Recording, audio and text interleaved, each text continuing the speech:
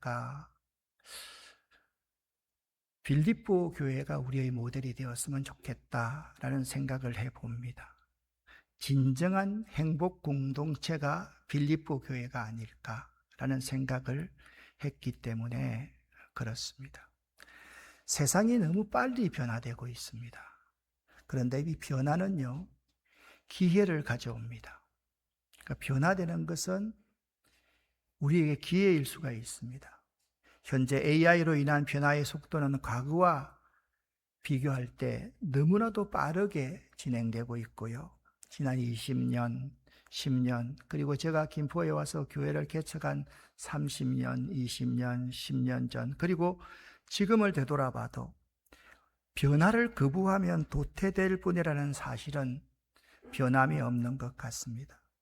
기존의 성공적인 사업 모델에 안주하고 변화를 싫어하는 기업은 시장과 소비자의 요구를 읽어내지 못하여서 아무리 좋은 기업이라 할지라도 순식간에 핵심 시장을 잃을 수 있다는 점을 우리는 지금 현재도 잘 읽어가고 있습니다. 이 점을 분명히 인식하고 우리는 변화를 기회로 만들어 갈 수 있어야만 합니다.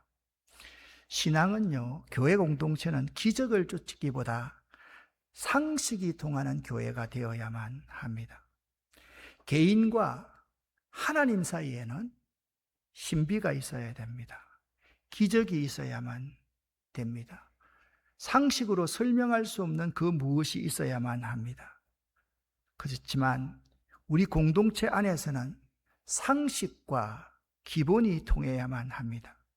그 기본 상식이 신앙인의 근본입니다.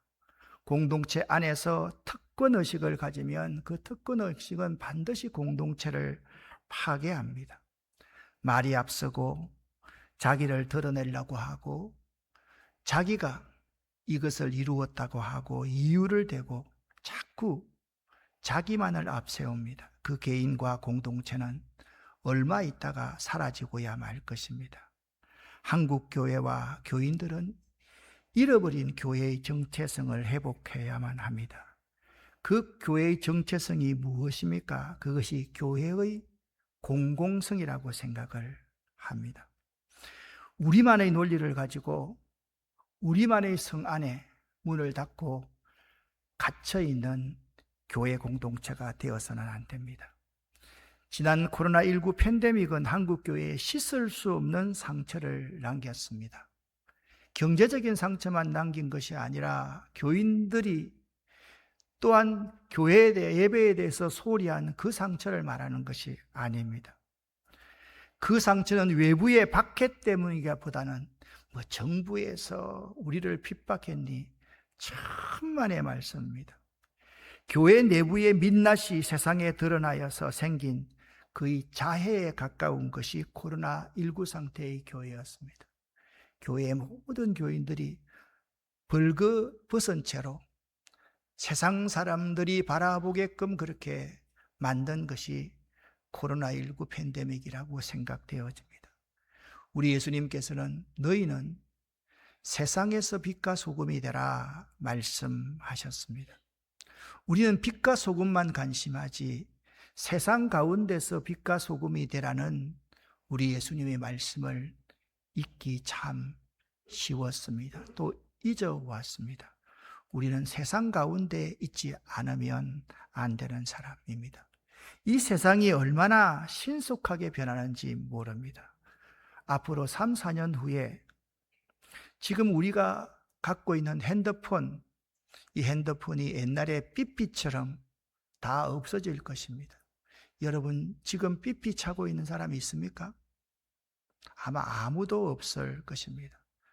반드시 3, 4년 후에 핸드폰이 다 사라집니다. 교회의 근본 존재 이유가 교회의 공공성입니다. 이건요, 교회가 이 교회의 담장을 넘어서 이 사회에 기여하는 사회적 책임과 역할을 의미합니다. 교회는 동창회 같은 모임이 아니고 마을 주민들의 모임 같은 모임도 아니고 친구들의 모임도 아닐 뿐더러 개 모임과 같은 이익 집단이 되어서는 더더욱이 안 됩니다. 그런데 안타깝게도 현실 교회의 모습은 다 이런 모습입니다. 모임이 세상과 다를 바가 없습니다. 이는 복음의 공공성에 기반하여서 개개교회 중심의 폐쇄성을 벗어나 이제는 빈곤과 인권과 환경 등 이 사회 문제에, 사회 이슈에 대해서 사회와 연대하고 세상에 있어서의 소금과 빛과 그 사명의 역할을 수행해야 하는 것을 말합니다. 교회는 단순히 예배당 내의 종교활동에 그치지 않고 사회 전체의 유익을 위해 공헌해야만 합니다. 그런데 여기서 양측이 부딪힙니다. 변화를 싫어하는 많은 사람들은 이런 말을 합니다. 왜 교회에서 빈곤과 인권과 환경에 관심해야 되나? 교회는 예배해야지. 교회에서 왜 이런 걸 해? 맞습니다. 근데 교회의 기능 5가지 가운데는 예배하는 기능도 있고 선교하는 기능도 있지만은 이런 모든 기능도 다 내포하고 있다라는 사실을 잊어서는 안 됩니다. 교회는요, 끊임없이 지역사회와 소통하며 현대사회가 겪는 다양한 위기, 빈곤, 환경, 인권 문제, 이 성경적 관점에서 해결책을 제시해야만 합니다. 세상 사람들은 교회가 그들의 이론이 되기를 바라고 있기 때문에 그렇습니다. 그렇게 하는 것이 복음의 역할입니다.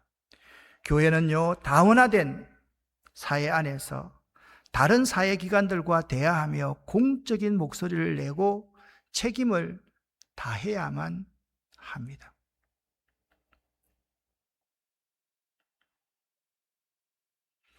여러분, 스타링크라는 말을 들어보셨습니까? 우주에서 쏘아주는 초고속 인터넷을 말하는데 이 스타링크 때문에 우리 핸드폰이 사라지게 된다라는 말입니다.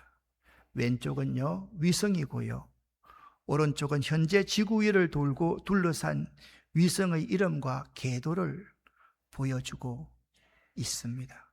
그러니까 지금 이 핸드폰은요, 우리 통신사에서 기지국을 만들어서 기지국에서 전파를 쏘는 겁니다.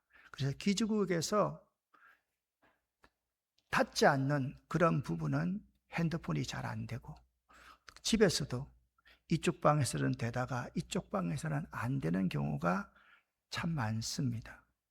기지국에서 쏘니까 산속에 들어가면 안 터지고 지하에 들어가면 안 터지는 것입니다. 그런데 우주에서 위성이 돌면서 전파를 쏘면요, 모든 곳에서 우주 인터넷이 가능한 것입니다. 3년 후에는요, 반지 하나만 차고 있으면 모든 소통이 다 되고, 내 건강 상태를 체크하여서 내 건강이 위태로우면 자식들과 119에 자동적으로 알려주는 시스템이 활성화될 것입니다. 제가 다른 말을 하는 것이 아닙니다. 그런 세상이 3년 내지 5년 안에 확실하게 옵니다. 이 사람이 있습니다. 일론 머스크라는 사람은 이 사람인데요, 일론 머스크는 2030년까지 운용하는 인공위성의 숫자를 지금의 5배 이상인 42,000대까지 늘릴 계획이라고 밝혔습니다.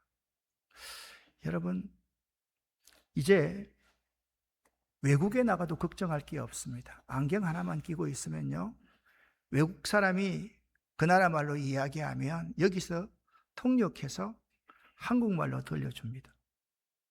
그리고 내가 한국말로 하면 어느 나라에 가든지 그 나라 말로, 이제는 통역이 필요 없습니다. 동시 통역이 필요 없는 그런 시대가 옵니다.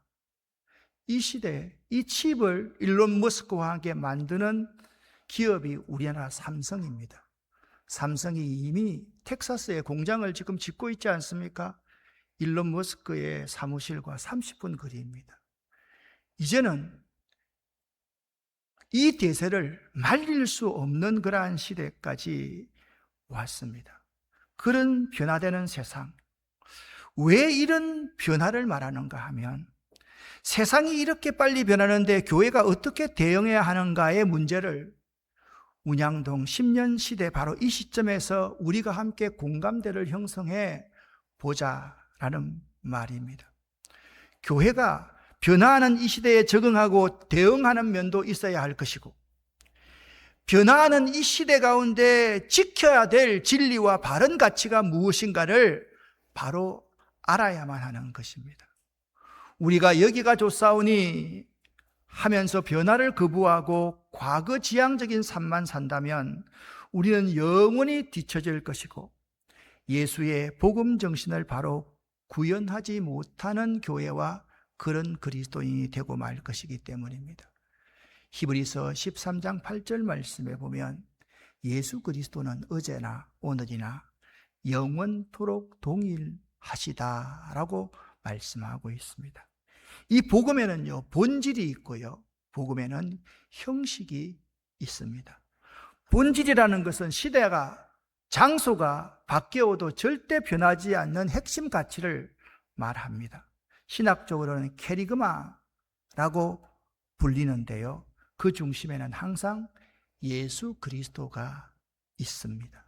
이 복음의 본질을 네 가지로 나누어 본다면 이렇게 말씀드릴 수가 있습니다. 인류를 향한 조건 없는 사랑과 구원 계획, 하나님의 사랑입니다. 두 번째, 그리스도의 사건입니다. 예수의 성육신, 예수의 십자가의 고난과 죽음, 그리고 예수의 부활입니다. 그리고 죄 사함과 회복입니다. 하나님 나라입니다. 죽어서 가는 천국뿐만 아니라 지금 여기서 시작되는 하나님의 통치를 받아들이는 것, 그러한 것들이 복음의 본질입니다. 그렇다면 형식은 무엇입니까? 이 본질을 사람들에게 전달하기 위해 사용하는 수단과 문화와 언어와 제도를 말합니다. 형식은 본질을 보호하고 효과적으로 전달하기 위해 존재하지만 상황에 따라서, 시대에 따라서 본질만 바뀌지 않는다면 변화될 수가 있습니다. 형식의 요소들을 말씀드려 보겠습니다. 예배 스타일입니다. 전통적인 오르간 찬송가를 중심으로 한 예배일 수가 있습니다. 제가 중고등학교 시절만 하더라도 교회 안에서 기타를 치고 예배를 드렸다가는 이런 표현이 맞습니다. 그날은 곡소리 났습니다. 큰일 나는 일처럼 여겨졌더랬습니다. 또한 현대적인 CCM일 수도 있습니다. 교회 제도일 수가 있습니다. 장로교, 감리교, 침례교, 순복음교. 어떤 사람은 나는 이 교단 아니면 절대로 안 간다, 그런 사람이 있습니다. 형식을 본질처럼 생각하는 사람입니다. 신학적인 표현입니다. 1세기의 유대인들은 메시아, 그리스도라는 말을 많이 썼습니다. 근데 오늘날 우리 시대에는 이 메시아, 그리스도를 해방이나 치유라는 용어로 설명을 해도 그렇게 문제될 것이 없습니다. 문화적 적응입니다. 선교지에서 그 나라의 언어와 어복, 간섭을 빌려서 복음을 전하는 것입니다. 제가 선교지에 있다라고 하면 선교지에 있는 정장을 입고 설교를 하면 시험이 들겠습니까? 더 좋아하겠습니까?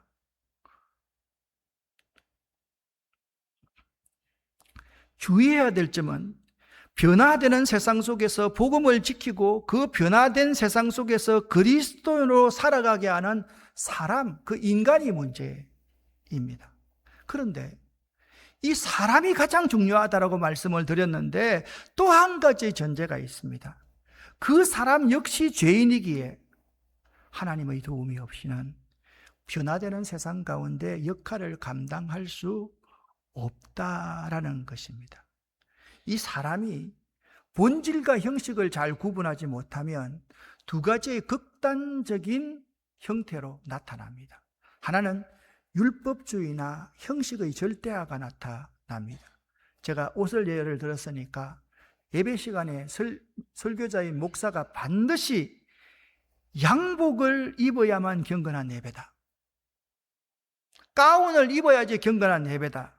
라고 주장하며 복음의 자유함을 가두어 버리는 사람이 있습니다. 이것은 형식을 절대화하는 것입니다.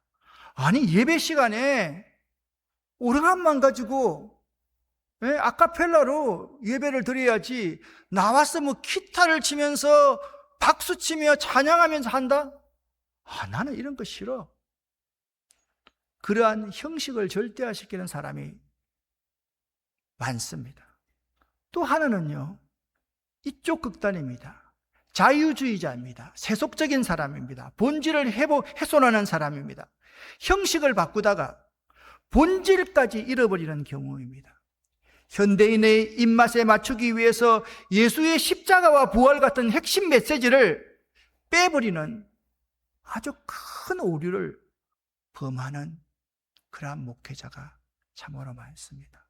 설교 안에 예수의 십자가와 예수의 부활과 예수의 재림에 대해서 전혀 언급되지 않습니다. 이런 급격한 세상 변화 가운데 우리는 10주년을 맞이한 이 순간에 우리에게 참 도전을 주는 교회가 있는데 빌립보 교회라고 생각을 합니다. 미래학자 존 나이스비트가 1982년 그의 저서 메가트렌드에서 이런 말을 했습니다. 하이테크 시대에 가장 필요한 것은 하이터치이다 라고 말을 했습니다. 무슨 말입니까?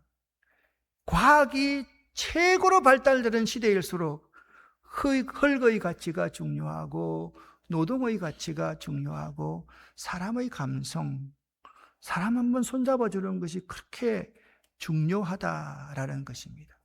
기술이 고도화될수록 인간의 온기와 감성 그리고 그 관계의 중요성이 더욱더 커집니다. 역설적으로 하이테크 시대인 이 시대에 가장 인간적인 것과 생명 그 자체에 대한 갈증이 극대화되기 때문에 그 인간적인 것, 생명 그 자체에 대한 가치를 아주 강조하는 것이 빌립보서라고 생각합니다. 빌립보 교회는요, 인간의 온기와 감성 그리고 관계의 중요성이 얼마나 중요한가를 우리들에게 보여주는 교회입니다. 가장 인간적인 것과 생명 그 자체에 대한 갈증 문제를 이 빌립보 교회는 해결해 줍니다. 여러분, 빌립보 교회의 위치는 아시아에서 유럽으로 가는 첫 성입니다. 바로 이 원 안에 있는 것이 빌립보 교회입니다. 오늘 빌립보 교회를 생각하면서 여러분과 제가 오늘 주시는 하나님의 말씀을 빌립보서 1장 3절부터 8절까지로 개역 성경으로 읽어보도록 하겠습니다. 내가 너희를 생각할 때마다 나의 하나님께 감사하며 간구할 때마다 너희 무리를 위하여 기쁨으로 항상 간구함은 첫날부터 이제까지 복음에서 너희가 교제함을 인함이라. 너희 속에 착한 일을 시작하신 이가 그리스도 예수의 날까지 이루실 줄을 우리가 확신하노라. 내가 너희 무리를 위하여 이와 같이 생각하는 것이 마땅하니 이는 너희가 내 마음에 있음이며 나의 매임과 복음을 변명함과 확정함에 너희가 다 나와 함께 은혜에 참여한 자가 됨이라. 내가 예수 그리스도의 심장으로 너희 무리를 어떻게 사모하는지 하나님이 내 증인이시니라. 아멘. 오늘날 많은 교회가 개척하여 성장을 꿈꾸지만 그 성장이란 의미를 잘 모르는 것 같고, 여러분 요 며칠 사이에 부산의 큰 교회 목사가 부교역자와 교인들에게 쌍욕하는 것 여러분 들으셨을 것입니다.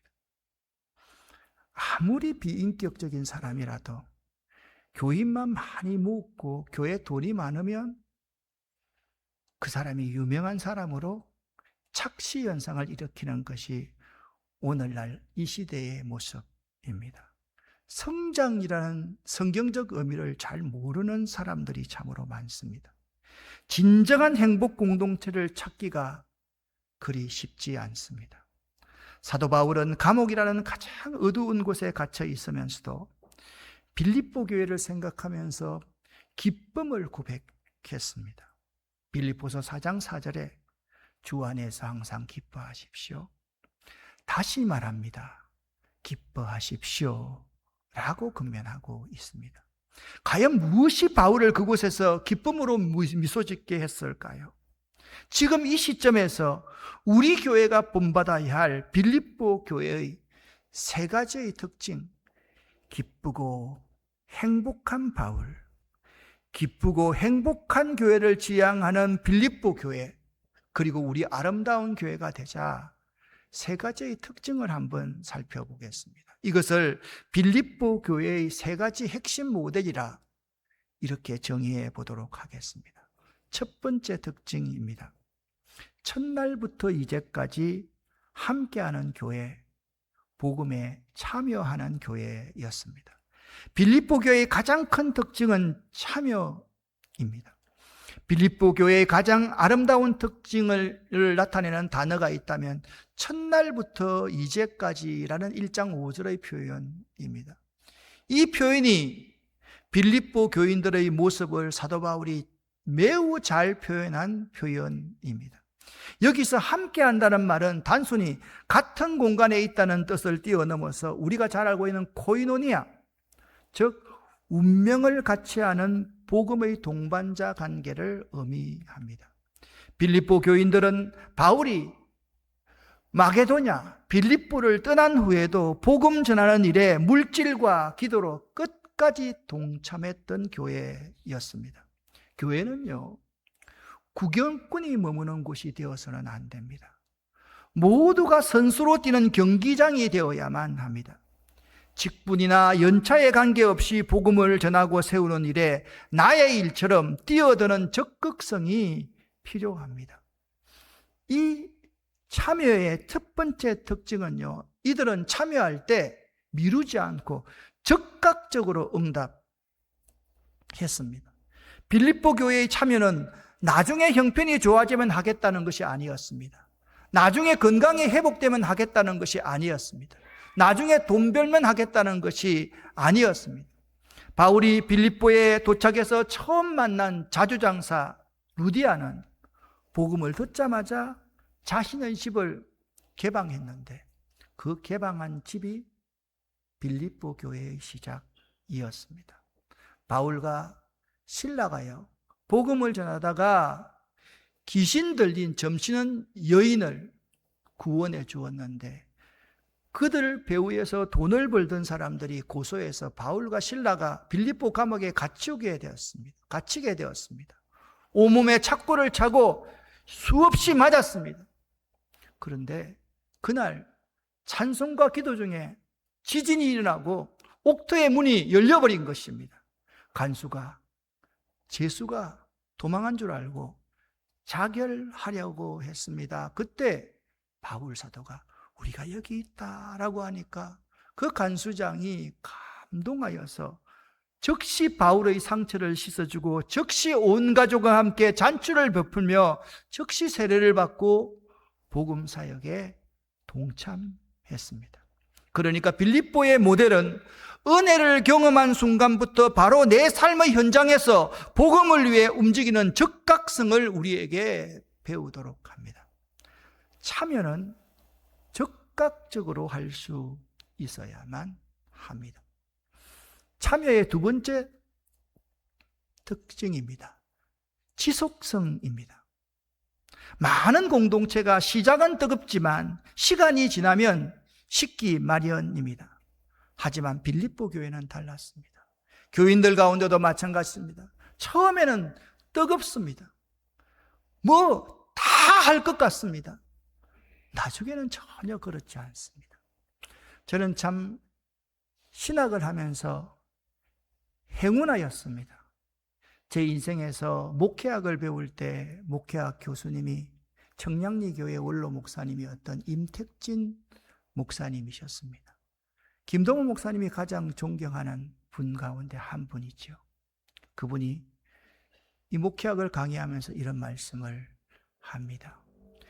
목회를 할 때 교인들이 설교 잘한다 그러면 그게 유혹이고 시험거리야. 교인들이 네 인생 나중에 책임지겠다고 하면 그 사람 잘 경계해. 교인들이 돈을 넙죽 주면 그 돈 넙죽 받다가 너 독약 먹고 지약 먹는 거야. 조심해야 돼. 그 말씀을 마음속 깊이 새겨두고 있습니다. 시작은 뜨겁지만 지나면 식기 마련일 수가 있습니다. 그러나 빌립보 교회는 달랐습니다.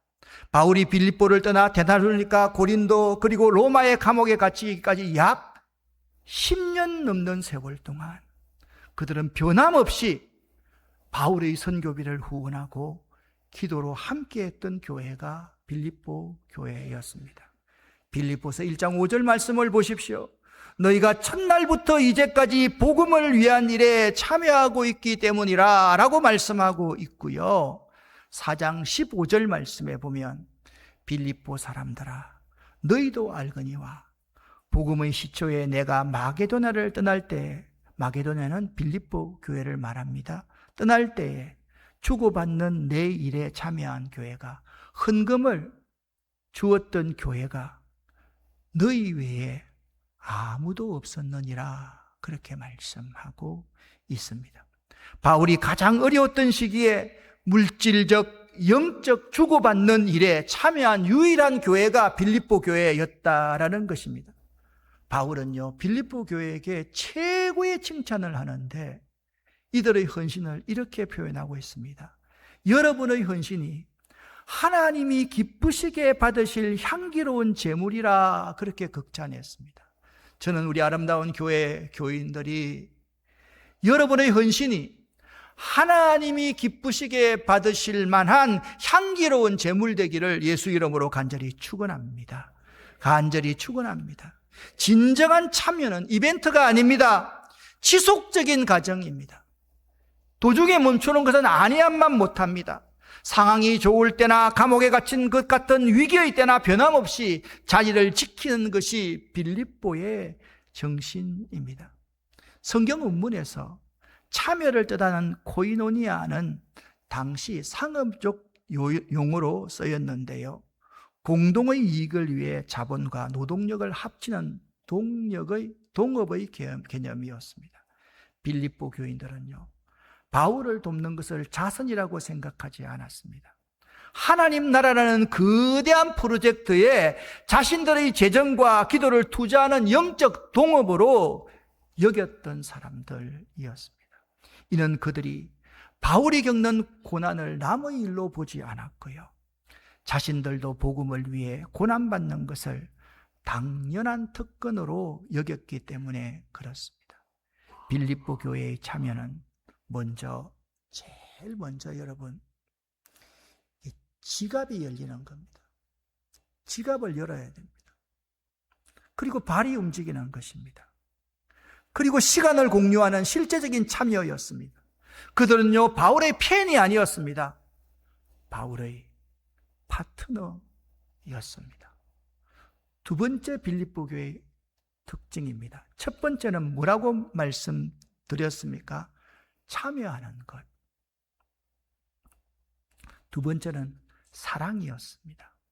그리스도의 심장을 가진 사랑을 품은 교회가 빌립보 교회였습니다. 내가 예수 그리스도의 심장으로 너희 무리를 얼마나 사모하는지 하나님이 내 정인이시니라 그렇게 말씀하고 있습니다. 이는 바울의 일방적인 짝사랑이 아니라 빌립보 성도들과 바울 사이에 흐르던 깊은 영적인 유대감을 보여주는 표현이 바로 이 표현입니다. 조직과 시스템보다 중요한 것은 관계입니다. 서로의 아픔을 내 아픔으로 여기고 그리스도의 긍휼로 서로를 품는 따뜻한 온기가 있는 공동체를 만들어 가야만 합니다. 사도 바울이 빌립보 교회를 향해 고백한 예수의 심장이라는 단어는 스플란치나라는 단어입니다. 이게 스르팡크나라고도 그렇게 읽혀지는데요. 이 스플란치나라는 표현은 이 성경 전체에서 가장 뜨겁고 강렬한 사랑의 표현 중 하나입니다. 헬라에, 여러분 이 단어 많이 들어봤을 겁니다. 스플랑크니 초마이라는 단어입니다. 보통 긍휼한 마음이 움직인다라는 뜻으로 번역합니다. 하지만 이 동사의 어원적 의미는 더 깊고 통찰이 깊습니다. 이 동사는요, 스플란치나라는 명사에서 파생했는데 이는 내장, 창자, 장기 등 가장 강렬한 감정이 생겨나는 내면 깊숙한 곳의 어떤 부분을 말합니다. 그러니까 빌립보 모델은요, 오늘날 우리들에게 단순히 친하다는 수준을 넘어선 마음 한가운데, 마음 깊은 곳에서의 울림이 있는 교회를 만들어 가라라는 요청을 하고 있는 것입니다. 저는 우리 아름다운 교회가 사람들이 만날 때마다 그 공동체 가운데마다 마음에 울림이 있는 그러한 공동체가 될 수 있기를 예수 이름으로 간절히 축원합니다. 누구나가 고통당할 때 내 창자가 뒤틀리는 것 같은 고통을 함께 느끼는 교회가 좋은 교회입니다. 10주년을 맞이하면서 어제는 잠이 참 안 왔습니다. 그래서 지난 10년 동안 하나님께서 우리에게 베푸르신 은혜를 생각을 해보았습니다. 불가능한 사람들이요, 고침을 받고요, 도무지 해결될 것 같지 않는 경제적인 문제들이 해결함을 받고요, 정말 얼마나 많았는지 모릅니다.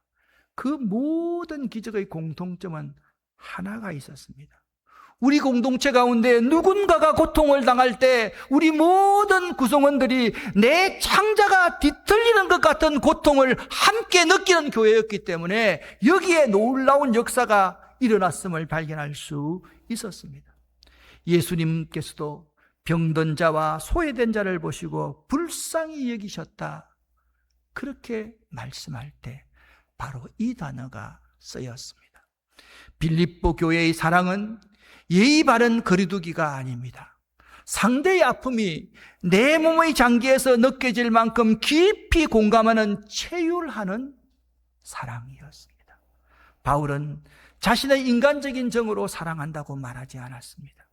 그는 자신의 심장을 도려내고 그 자리에 예수의 심장을 이식한 사람처럼 그런 사랑을 했던 사람입니다. 오늘 본문에서 참 중요한 단어가 나의 심장이 아닌 그리스도 예수의 심장으로 사랑한 것이 진짜 찐이다, 그렇게 말씀하고 있습니다. 인간의 사랑은 조건에 따라 변하고 한계가 있습니다. 하지만 바울은 예수님 자신을 위해 심장을 터뜨려 죽으신 그 사랑을 공급받아 그 공급받은 사랑으로 빌립보 성도들을 사랑했습니다. 우리 공동체가 본받을 점은 내가 저 사람을 사랑해야지라고 결심하는 것이 아니라 먼저 나를 사랑한 주님의 사랑을 묵상하면 내 심장을 도려내는 아픔이 있어야 됩니다. 내 심장을 드러내는 아픔이 있고 그리스도의 심장이 내 중심으로 들어와서 그리스도의 심장을 구하는 것, 그것이 우리 공동체가 본받을 점임을 알아야만 합니다. 또한 바울은 자신의 사랑이 진실함을 입증하기 위해서 하나님이 내 증인이시다라고 선언합니다. 이는 자신의 사랑이 보이기 위한 쇼가 아니었음을 분명히 선언하고 있습니다. 사람들 앞에서의 사랑은 생색을 내기 쉽지만 하나님 앞에서의 사랑은 아무도 보지 않는 곳에서 중보하는 기도로 나타납니다. 여러분, 보이지 않는 곳에서의 사랑이 매우 중요합니다. 바울의 사모함은 가만히 앉아서 그리워하는 것이 아니었습니다. 동사형의 사랑이었습니다. 움직이는 사랑이었습니다. 행동하는 사랑이었습니다.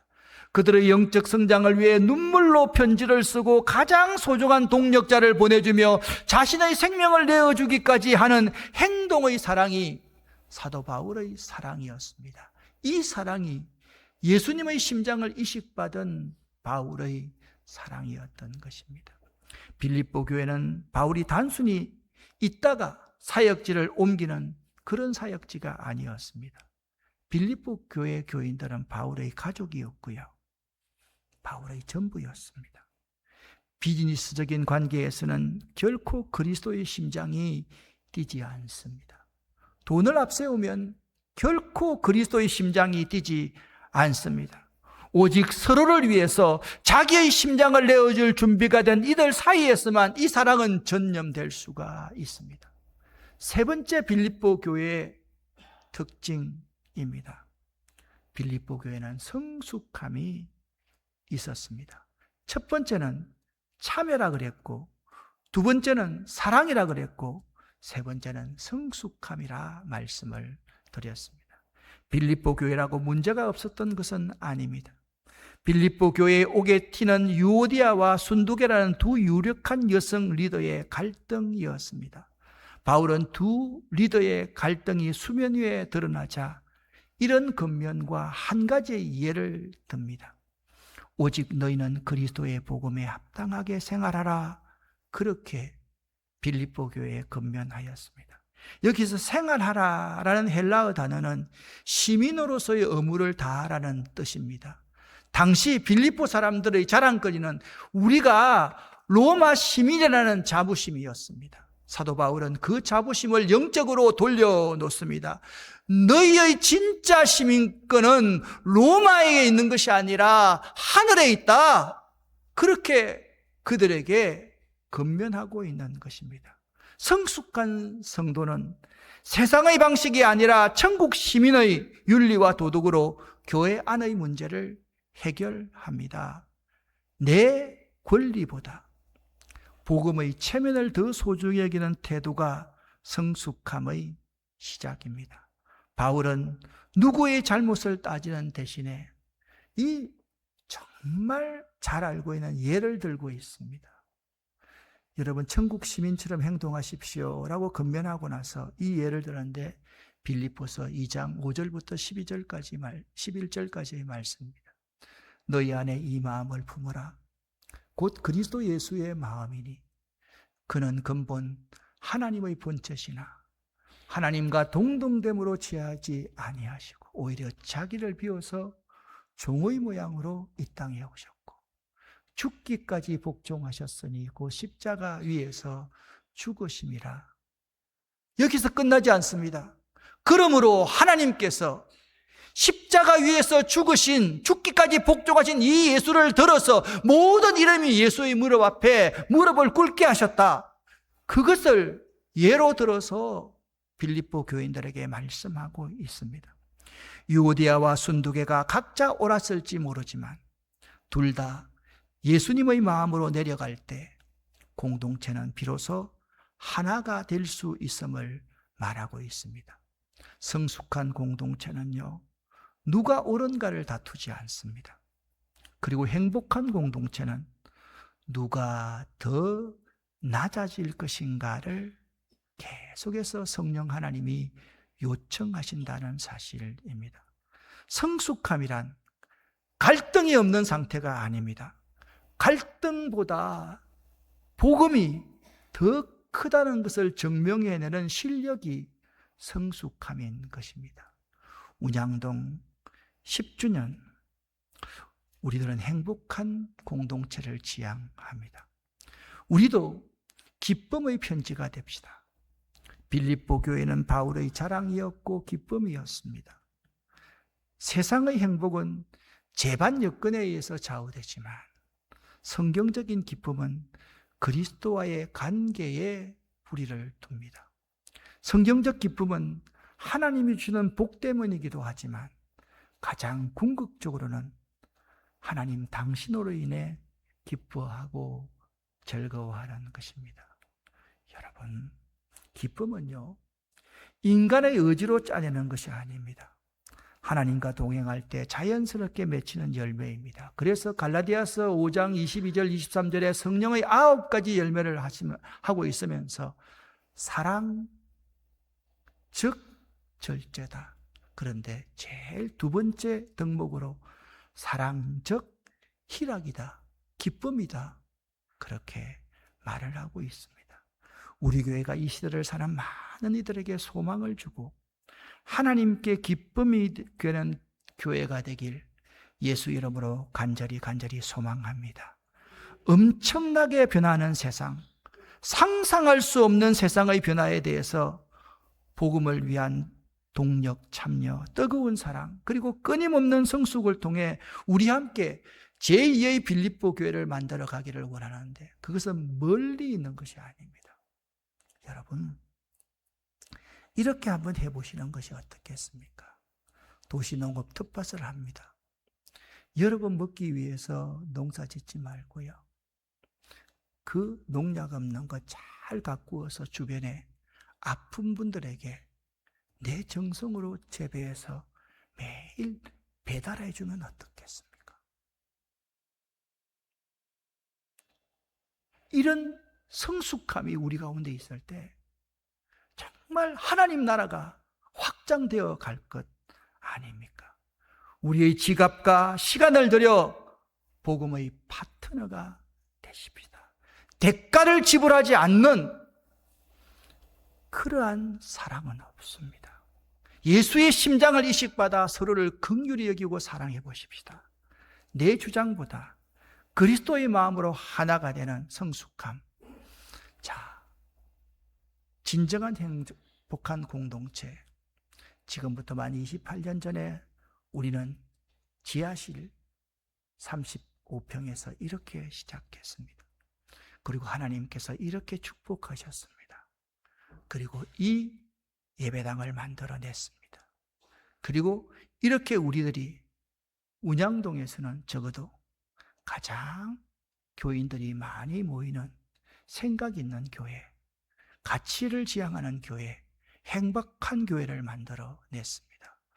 우리 앞으로가 어떻게 하면 참 좋을까? 여러분에게 꼭 부탁합니다. 참여해야 되고, 그리고 여러분이 사랑이 있어야 되고, 여러분과 제가 좀 성숙한 교회를 만들어 갔으면 좋겠습니다. 이런 모습의 성숙한 교회 말입니다. 무한한 가능성이 있고 세상에 무한한 희망을 줄 수 있는 행복한 공동체, 이 공동체가 우리 아름다운 교회에 10년 이후에 20년, 30년까지를 지향하는 귀한 교회가 될 수 있기를 예수 이름으로 간절히 축원합니다. 기도하겠습니다. 살아계신 아버지 하나님, 감사합니다.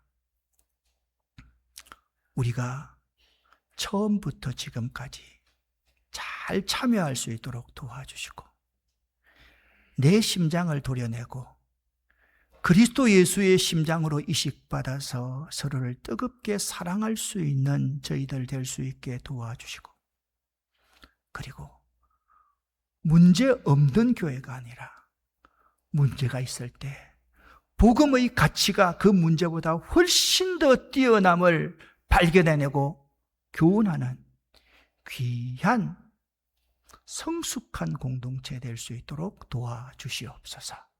예수 그리스도 이름으로 축복하옵고 간절히 기도 올립니다. 아멘.